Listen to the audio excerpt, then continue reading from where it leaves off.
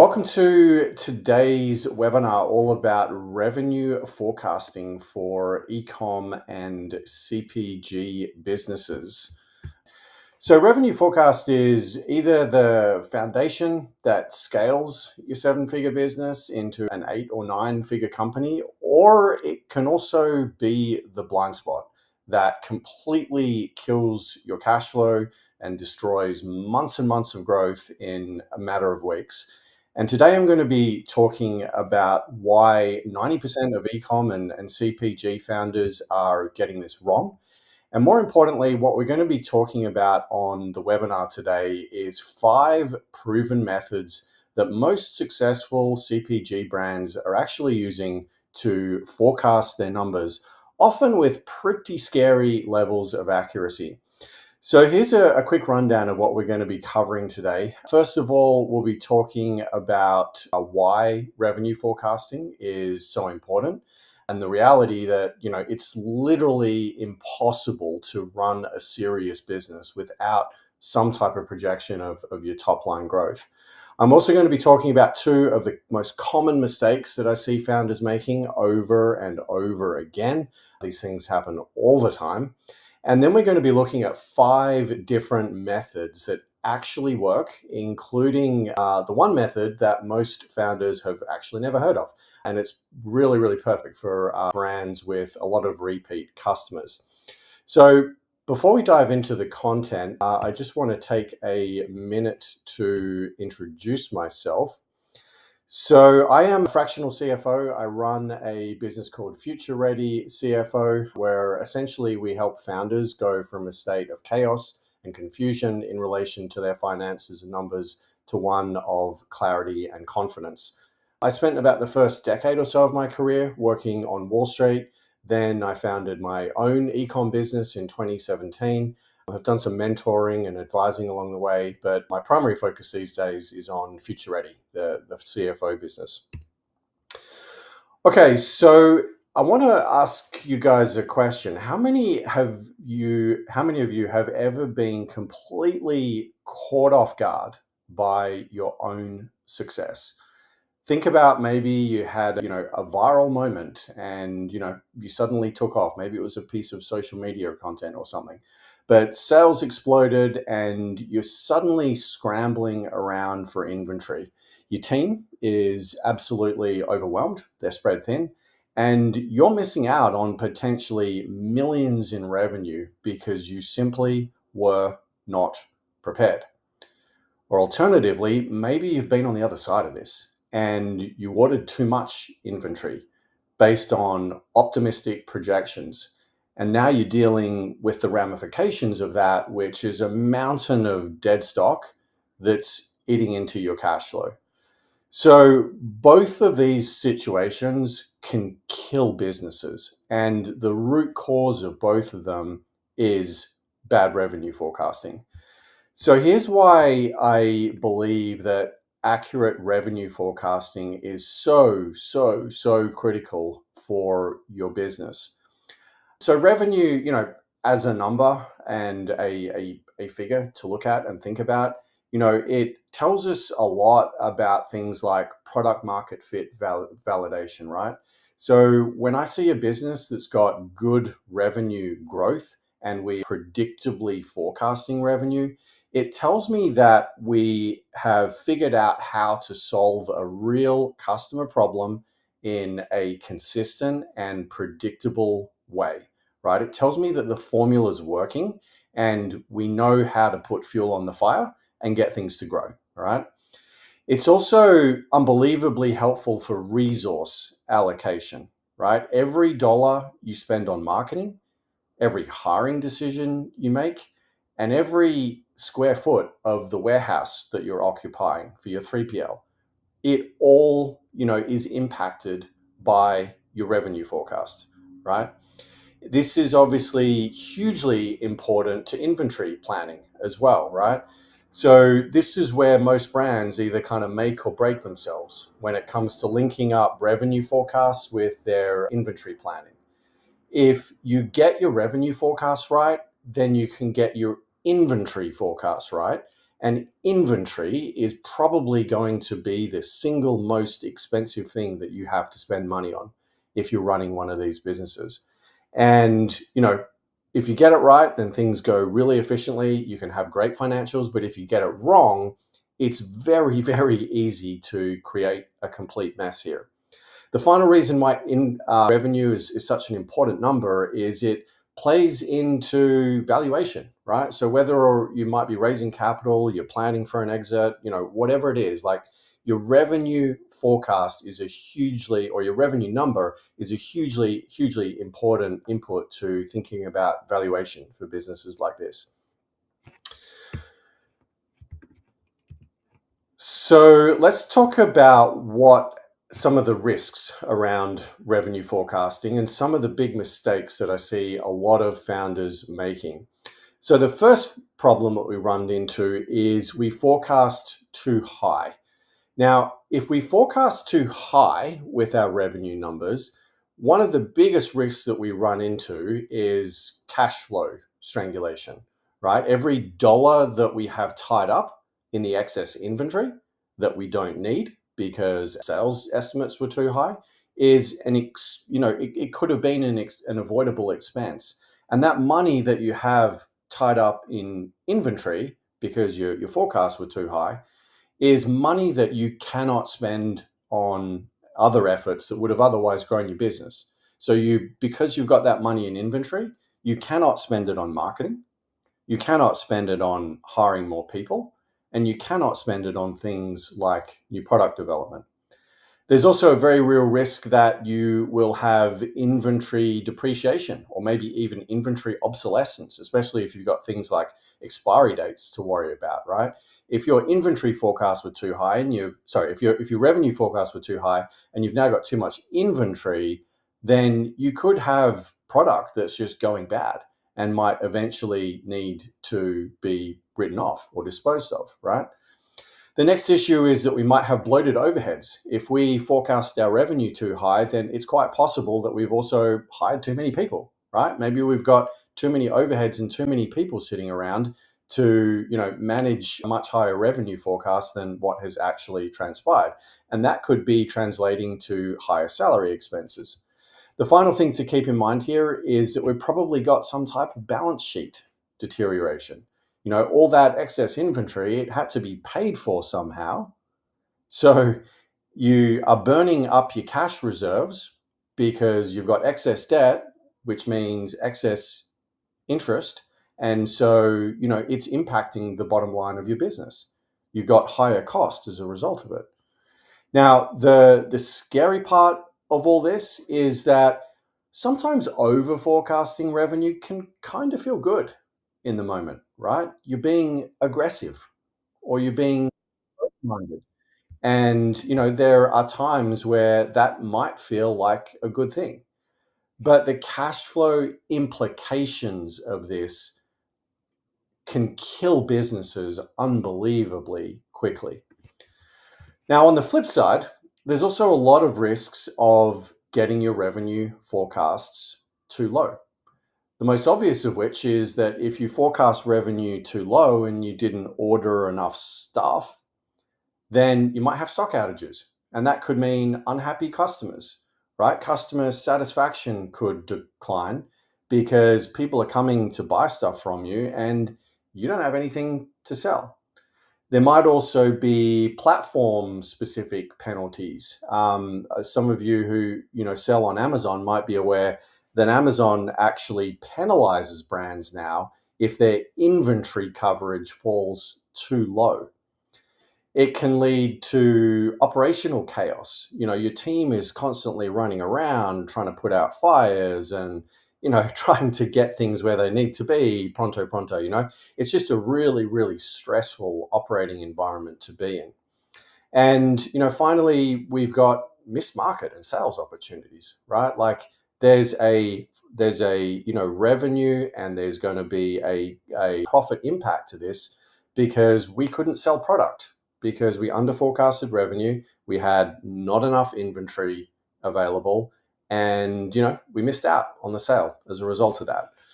So, the brutal truth about the ecom and CPG space is that there isn't really an opportunity to make these mistakes up. Like once they've happened, they've happened. And sometimes these missed opportunities, like once they're gone, they're gone for good, right? And all you can really do at that point is look forward to the future and hopefully avoid making the same mistake again. So here's what a lot of founders don't realize, which is that revenue forecasting is really just one piece of your financial planning, but it is the foundation upon which everything else is built.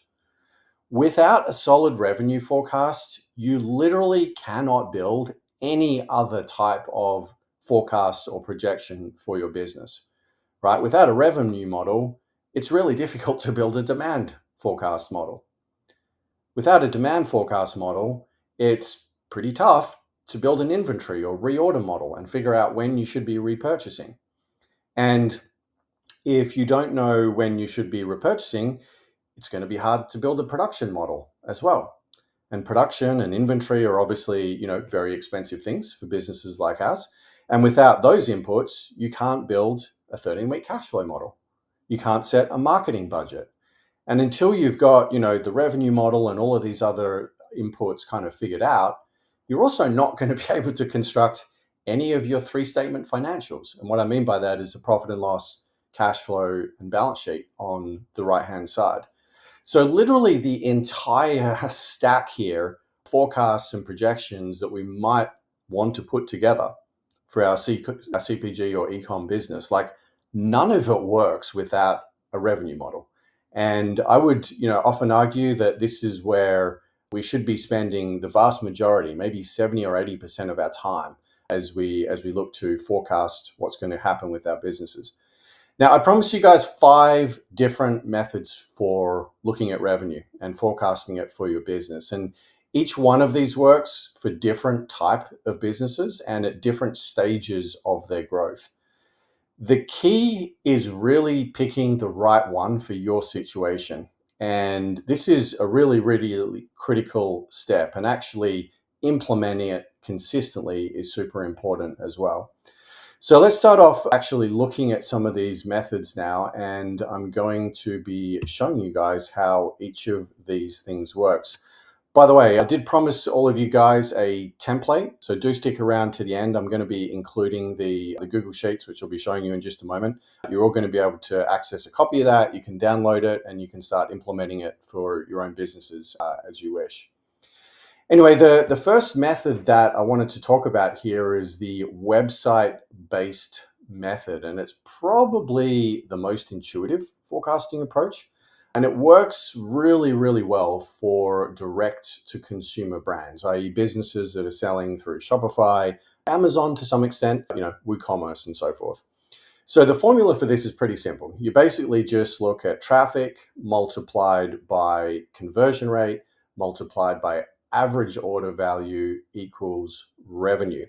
So if, for example, we had 1,000 website visitors and we were converting 2.5% of them, then we would end up with 25 customers. Each of those 25 customers is spending $50. So we'd have revenue of $1,250. Now, this method is really, really good where most or all of your sales are coming through your own website. It's great, as I said, for businesses that are selling on marketplaces like Amazon or maybe Shopify. It's good when your supply chain is relatively straightforward and you're not manufacturing complex products, okay? The beauty of this method is that it's very, very easy to see how each of these inputs and drivers impacts your outcome, right? You can see what the impact is of an SEO project or paying to get more traffic through ads. You can see what the impact is of conversion rate optimization or CRO testing. And you can see what the impact is of doing, some work on AOV or average order value to, you might be doing bundling or upsells, for example. So it's very easy to kind of see and isolate each of those drivers. So this is the website-based model. What we're doing with all of these models is we're basically mapping out the individual months. I build most of my models on a month by month basis, and then somewhere on the right hand side, I'll actually consolidate all of this into a full year figure. But essentially what we've got here is a website traffic number, which you can increase going into the future with some sort of growth rate assumption. I've obviously got 20% here, but you could plug in, whatever you want. We've got a conversion rate assumption, which I've also got creeping up a little bit over time. And the traffic multiply the conversion rate would give us the number of customers. We then just multiply that by the AOV, or average order value, and you'll get your revenue number down the bottom here. Now, what I find really interesting about this is that in order to double the size of your business, you don't actually need to double all of these drivers, right? When you look at the math behind this, you really only need about a 30% increase in every one of these inputs happening in parallel in order to double the size of your business, because of the way it compounds and they all kind of like play off of each other. So yeah, I really like this method. It's simple, it's intuitive, it's easy to understand, and it's a great place to get started if you have never built a revenue forecast before. The other situation, I'm not sure if I mentioned this earlier, but the other situation where I really like this method is for businesses that rely very heavily on things like SEO or organic or basically unpaid traffic. And the reason for that is that organic and unpaid visitors often perform very, very differently when they get to your website compared to paid visitors. So what you can do with this method is you can basically separate out the two different types of traffic. I've just got, unpaid and paid here, but you could hypothetically go into your Google Analytics and pull out 6 or 7 different traffic sources if you wanted to. You could break out the Google traffic, the meta traffic, the SEO traffic, the affiliate traffic, whatever. So you could have as many different traffic sources as you like. And if you are embarking on specific projects or initiatives to try to grow each of those sources, it's a really good way for just seeing how each of those levers individually can kind of grow the business. But what I've done here is just give you an example with 2 different traffic sources. Like I said, it's unpaid and paid. So we have different volume forecasts for each, or traffic. We have different conversion rate for each. You've got a different number of customers. I've just used a single AOV here. So I'm applying the $150, the $150 assumption to all of the traffic. But there's nothing stopping you having multiple AOVs as well, right? You could have more than one input or assumption there, okay? So that's our first method.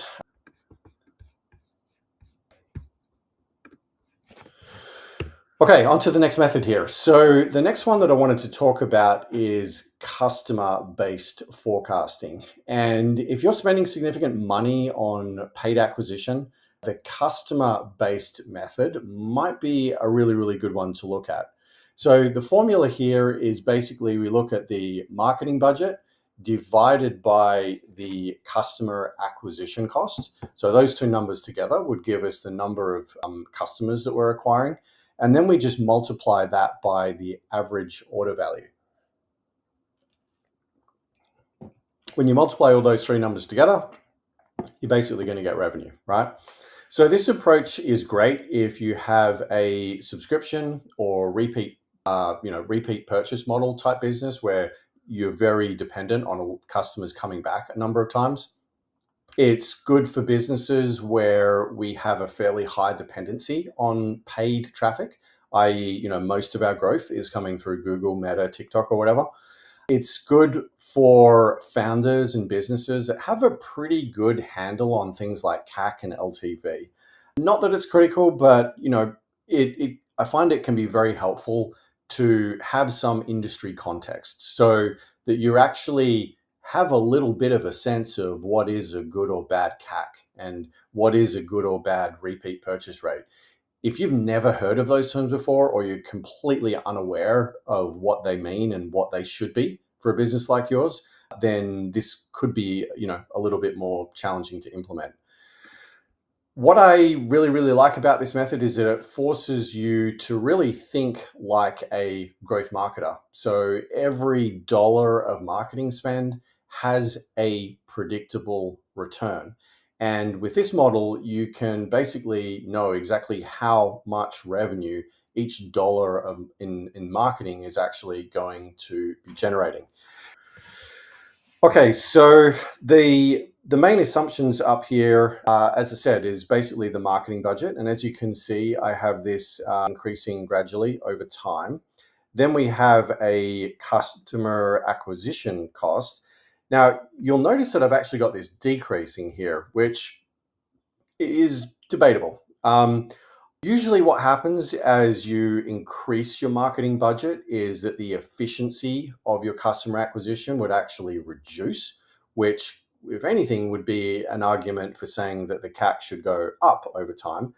The other thing that is going to happen though, and that may offset that, is the learning effect, right? Particularly if this is a new ad account or a newer brand, and we are still newer or newish to actually paying to acquire customers, then it might be that we're starting off, very, very high, where we don't really know what works. But as we spend money, we learn, we iterate, we improve, we get better, and so the cost might come down. So really what you're dealing with here when you're modeling in this way is thinking about how those two dynamics, are playing against each other. But anyway, once you've got a marketing budget and a customer acquisition cost, you can obviously calculate the number of new customers that your business would be acquiring. The next piece of this is to think about the retention rate. Now, retention basically tells us how many of our existing customers are coming back to buy again. Obviously, the higher the better, because when a customer comes back to buy a second time, we tend not to have to acquire them a second time because they're already on an email list. We're probably already sending them newsletters. We probably already have, abandoned cart flows in place that we can use to, send messages to them, right? So, for an e-commerce business, this average across all sectors and industries is probably in like the 30-35% type range. As you can see, I've assumed 30% here, which essentially means that if we had 250 customers here, then we would have that times 30%, and so we'd have 75 coming back here. So essentially what I'm doing in each period is multiplying this row here by this number here to get the number of repeat customers that we have coming back. So we can then add those two different customers together, i.e. the new plus returning. That will get us the total number of customers we have coming back to buy. Again, we have an AOV assumption, just like we did before, and we multiply them together to get a revenue growth number, as you can see here.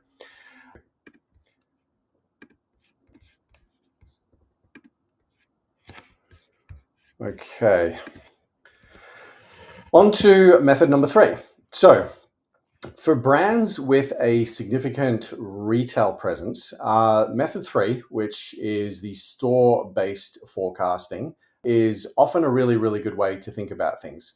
So the formula that we would use here is basically the store count multiplied by the sales per store. In this example here, which is the second row on the slide, you can see that we have, say, 1,000 stores that we're in. Let's assume that each store is selling maybe 30 units per month. So we'd have 30,000 units in total across, all 1,000 stores. If each one of those units was for $10, and that would mean that we have about $300,000 a month in terms of revenue. I did see a question just here from Melissa. Give me a sec. Does ad budget include both ad costs, ad spend, for example, plus agency costs? Yeah, that's a really good question. There's no right or wrong answer to that, Melissa. It really depends how you want to classify your agency costs and whether you consider that part of the expense of customer acquisition. I have seen brands who would basically bake the agency cost into the Meta and Google spend and say, hey, we don't know how to spend this money by ourselves. We need an agency here. So really what we're paying the agency is kind of a tax, if you will, that has to be paid on top of those platform fees, because we don't, or we can't, or we're not willing to manage those platforms ourselves. And that's a fine way of thinking about things. Some other brands I work with, we will actually separate it out. And the reason is because we like to think about the agency cost as fixed.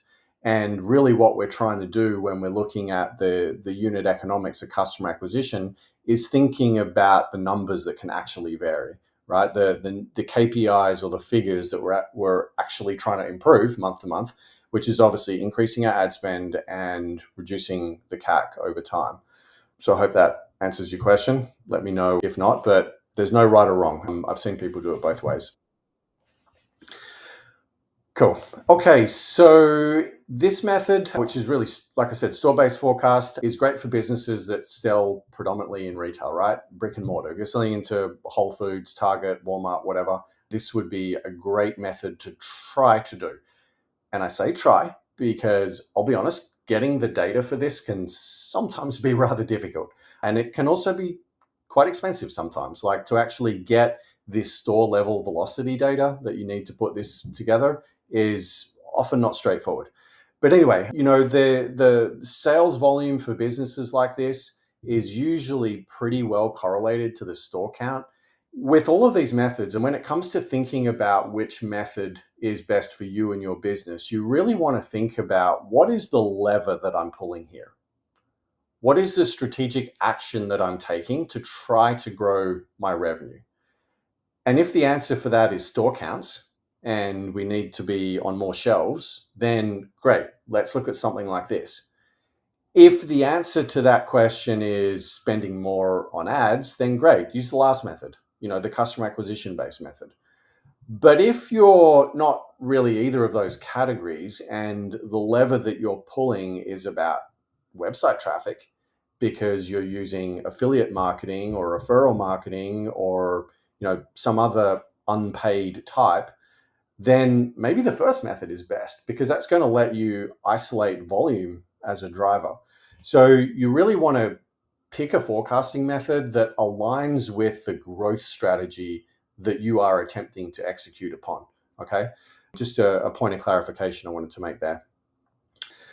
But anyway, the key insight here is that this method is really about thinking about distribution and store placements being your growth driver. So if we were looking at, say, adding 1,000 new Target stores to our footprint or a distribution, it would be really easy to implement that and model that if we had an approach like this. So this is the next tab in here.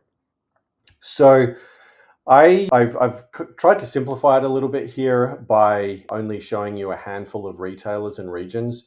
The way that you break this out and the way that you actually implement it is going to be somewhat contingent upon the level of data that you actually get. And that's actually another good point we should dwell on, is that it doesn't make any sense to build a revenue forecast if you're not going to be able to reconcile it each month, right? So whatever numbers you put in here, they need to be numbers that you can easily access, ideally within a few minutes at the end of each month.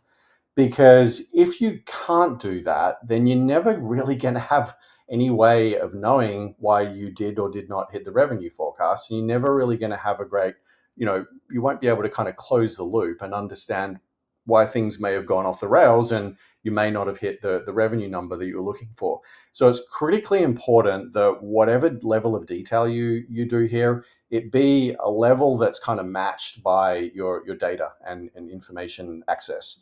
So what we're looking at here is a business that just has two retailers, A and B. Each of these retailers is operating in 3 different regions, region 1, 2, and 3. And what you can see here is the number of stores that they have. So what we do then is just look at the number of stores or doors. Look at this number here is called the velocity. So how many units that we're selling in each store. What we can then do is look at, I don't know why I've only got retailer B here. Sorry, I should have another row here for retailer A. I'll have to add that in for you guys. But anyway, we have sales for retailer A and B. We can have different pricing inputs or pricing assumptions for A and B. And then obviously you add everything up at the end and you get a total revenue number down here. Looks like I have unintentionally deleted a row here. So I'm going to have to fix that up later, but I'll sort that out so that you guys can get the correct version of it. Anyway, you get the idea. That's how that approach works.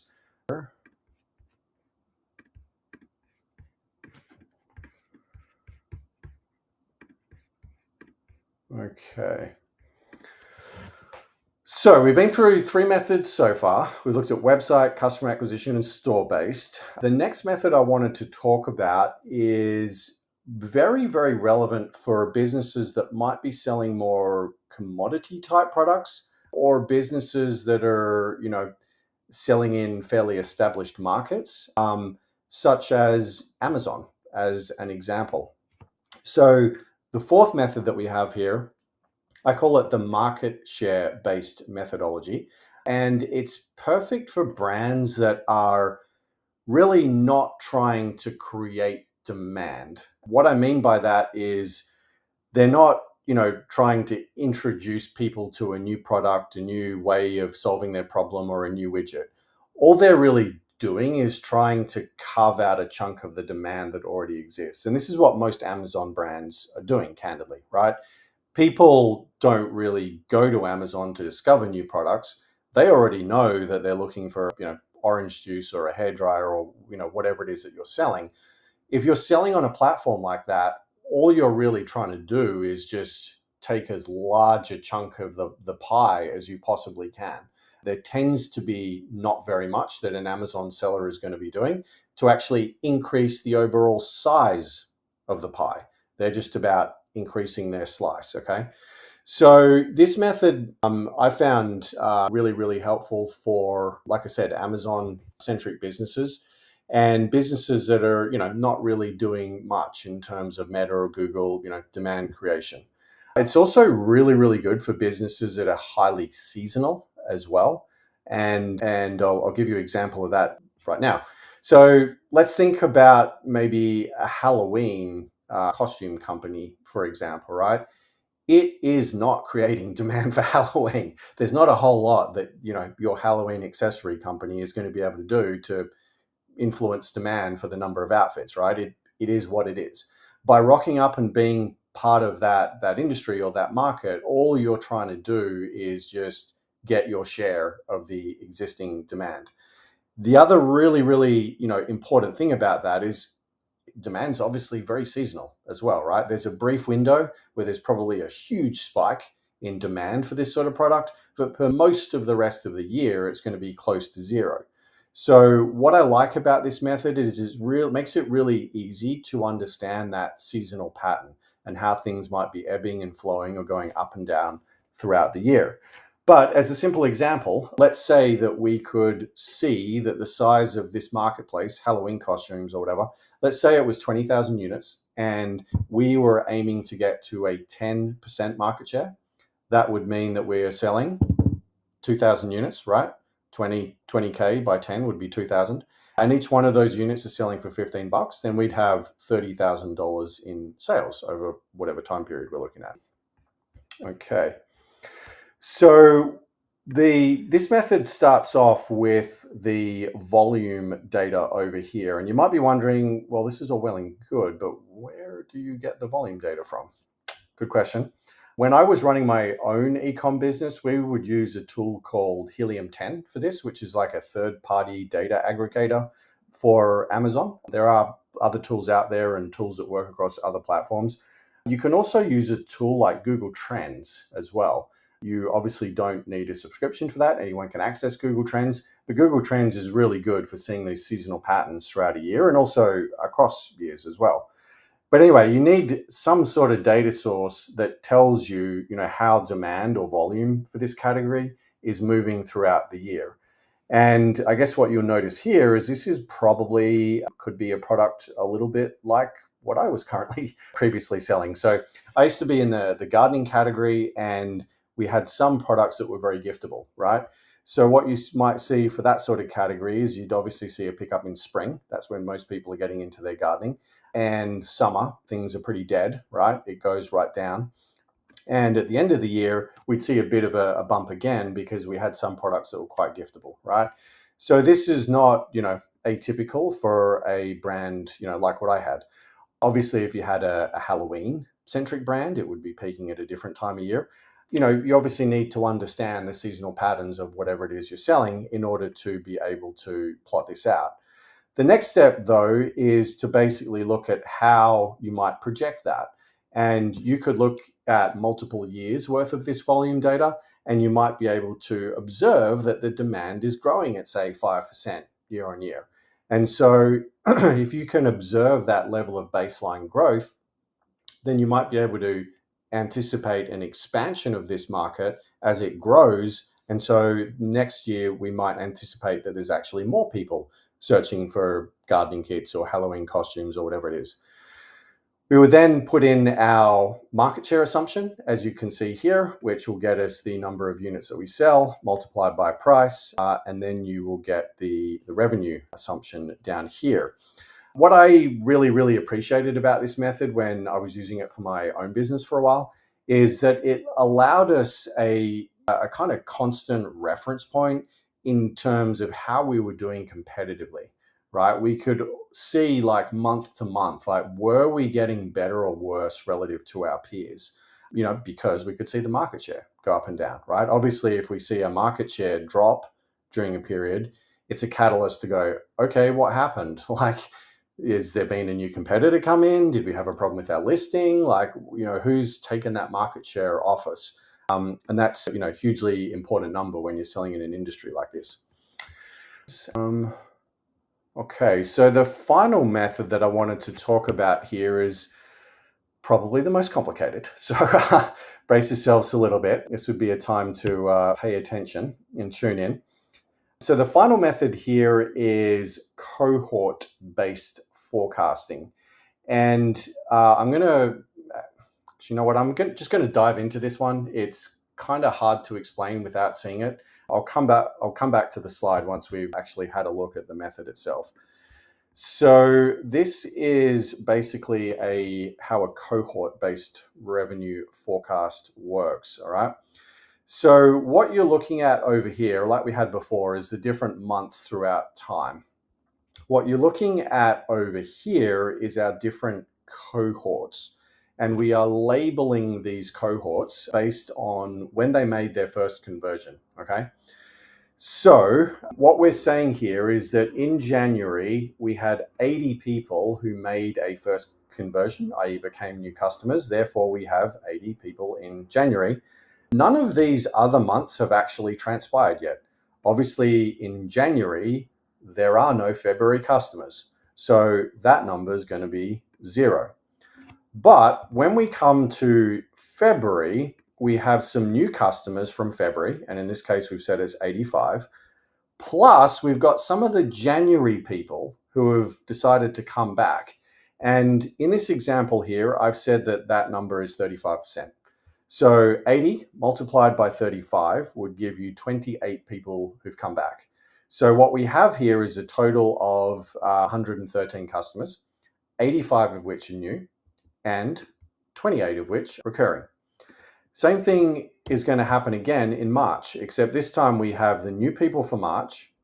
We've got a chunk of people coming back from February and a smaller number because they've continued to kind of whittle away and fade away as they tend to do over time.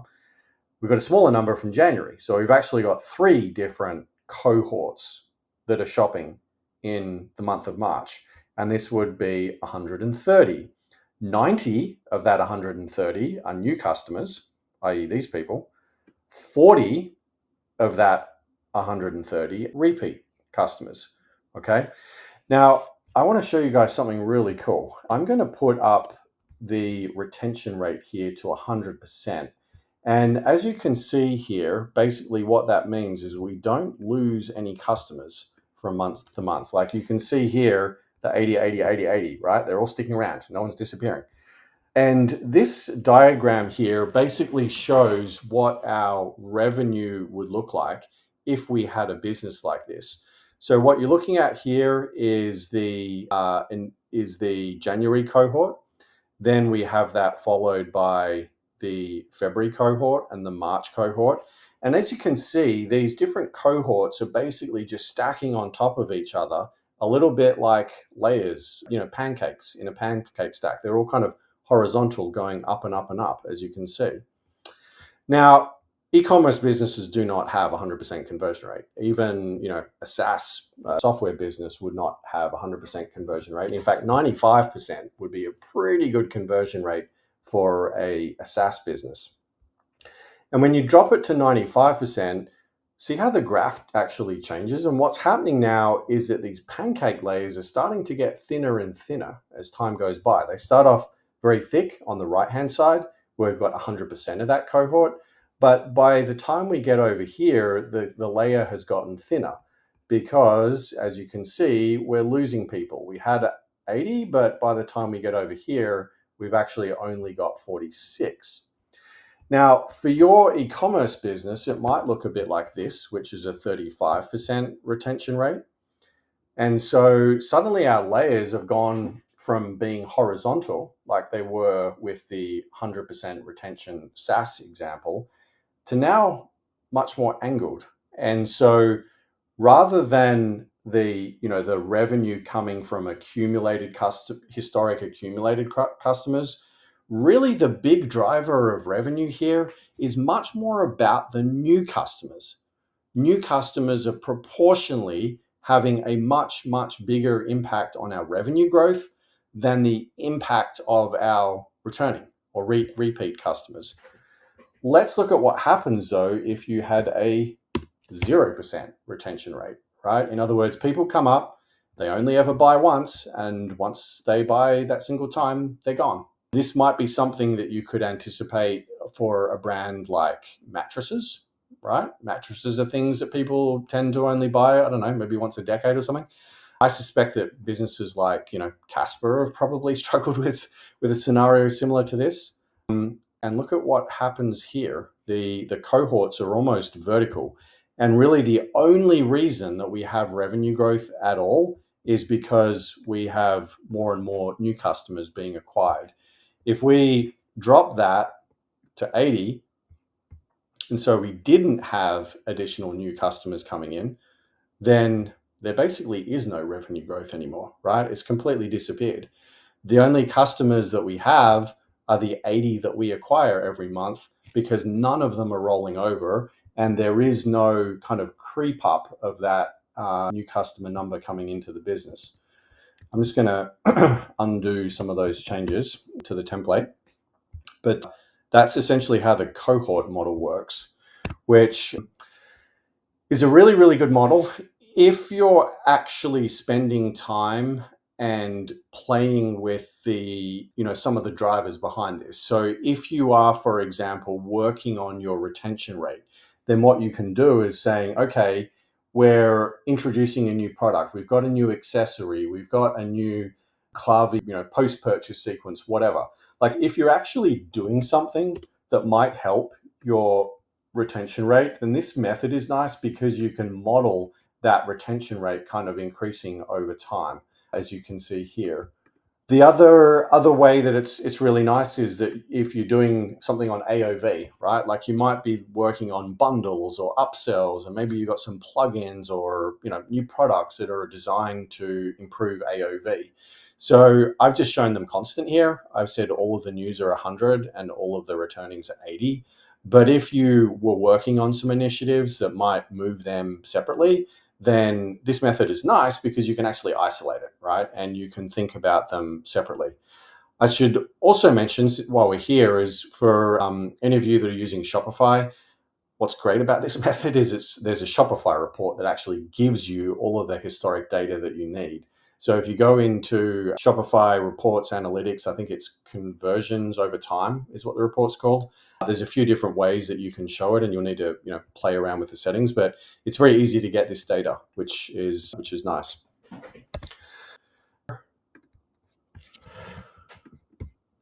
Okay, so these are the 5 methods that I wanted to show you. We've looked at website-based forecasting. We have looked at customer acquisition-based method. We've looked at a store-based method. We looked at a market share-based method, and the final and most complicated method, which is overkill a lot of the time, I'll confess. The only time I'd really recommend this cohort-based method is if you are actually spending time on and diving into some of those drivers. If you're not doing anything that's likely to be actually improving your retention rate or the AOV of the different cohorts, probably more hassle than it's worth. And I would just focus on one of the slightly simpler methods.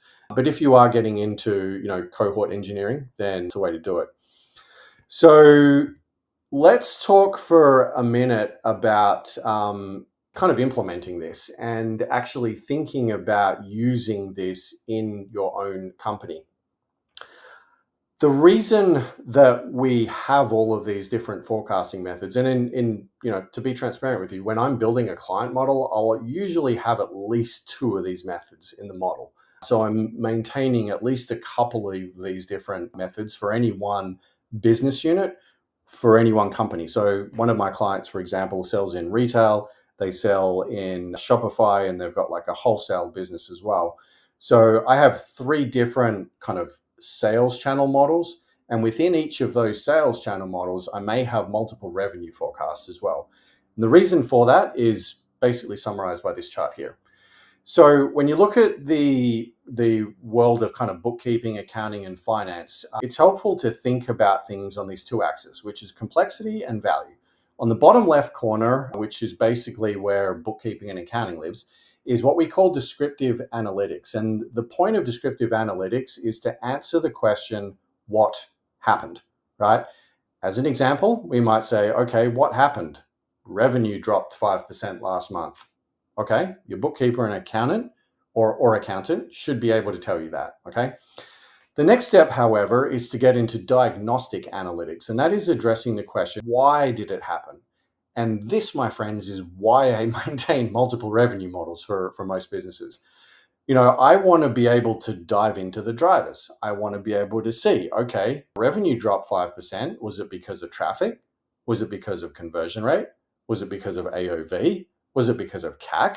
Was it because of our marketing spend? Like, I don't know. If I don't have these models and I don't have a way of seeing what happened last month and understanding how the math works, then it's, a lot more time consuming to answer questions like this. But once we know why did it happen, we know why the revenue forecast or the revenue dropped, then we can get into the next step, which is predictive analytics. And that's addressing the question of what could happen next. Okay. Revenue dropped. It was because conversion rate took a hit. The conversion rate took a hit because, I don't know, one of our best sellers was out of stock, for example. What could happen next? Well, it could continue to be down because our best seller might continue to be out of stock, or maybe there's something we can do to introduce a new product, or maybe we can have a wait list, or maybe we could rearrange the site to make some of the other products easier to buy or promote them better. I don't know. But there's a lot of analysis that we can start to do when we have these revenue forecasts, and in terms of thinking about where we could be going, like what could be happening next. The final step here is what we call prescriptive analytics. And this is addressing the question of what should we do about it, right? So we know that revenue dropped. It was because a bestseller is out of stock. We're probably going to continue to have the conversion rate be low because this bestseller is going to continue to be out of stock. What should we do about it, right? Should we launch that wait list? Should we pay extra to get the inventory fast tracked over here? Should we ship it in by air rather than wait for it by sea? Right? There's a lot of things that we could potentially do in order to address this problem that we've identified in our model. But if we can't see the underlying drivers and we don't have visibility on what number is kind of letting us down, it makes it really, really hard to, interrogate our business and kind of know what we should be doing about it. So that is why I model revenue the way I do, and why I often have more than one revenue model per company. So, guys, I'm just going to wrap things up here. I'm going to open it up for Q&A if you guys do have any questions in just a moment. Before I do, I just want to take 1 or 2 minutes of your time to talk about some of the ways that I might be able to continue to help you if you have found this interesting. Some of the other products and opportunities that I offer is, firstly, I've got loads of free content and courses on my website. I can't remember exactly where it is. I think it might be under a menu item called freebies. Won't be too hard to find anyway, but there's all sorts of, investor databases, there's cash flow forecasts, there's ebooks, there's guides, there's all sorts of stuff that you guys can download for absolutely free. I'm doing this and putting this sort of content out into the world because I don't want finances and a lack of understanding your numbers to be the reason that your startup fails. Running a small business and getting a company like this off the ground is an unbelievably difficult thing to do. I know because I've done it myself before. It's one of the hardest things I've ever done in my life. And I also know how little and how uninformed most founders are when it comes to the world of finances. And so really what my business is all about is helping you guys overcome these financial obstacles and hopefully reducing the chances that finances or a lack of understanding about finances is the reason that your business fails. Okay. So there's loads of free content. The other thing I offer is small group programs. So think bootcamp, mastermind, small intimate group. We get together, we talk about numbers, and we basically fix our businesses together. I do this in a group format because it's a lot more affordable for you. The final option is one-on-one type programs. These are my more kind of traditional CFO offerings. These sort of packages start at a few grand. So, they're not for everyone, especially people who are, just starting out, but that is on the table as well. You can learn all about these offers and a whole lot more at my website, which is futurereadycfo.com. And that is it for today.